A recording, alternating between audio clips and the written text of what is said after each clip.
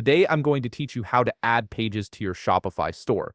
This is a fundamental skill that allows you to create essential pages like About Us, Contact, or any custom content page that helps build trust with your customers and provides important information about your business.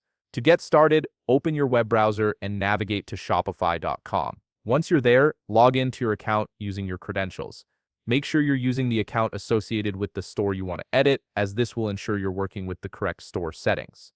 After logging in, you'll land on your Shopify homepage. Look over to the left side of your screen where you'll see the main navigation panel. Here, locate and click on Online Store.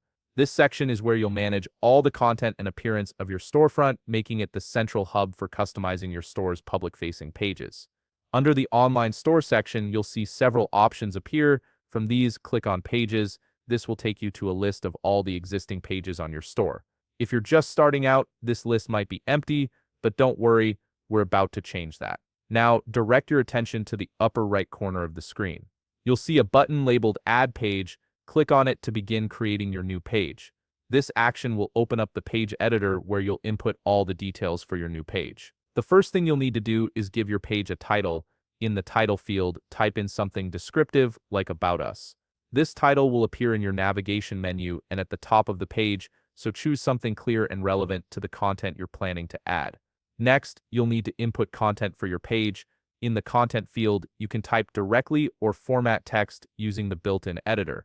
If you have HTML code prepared and want more control over the layout, click the HTML icon in the editor toolbar.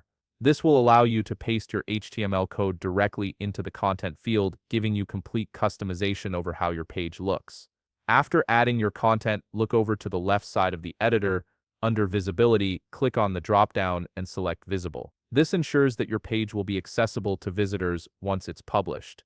If you leave it hidden, only you will be able to see it. Just below that, you'll find the Template section.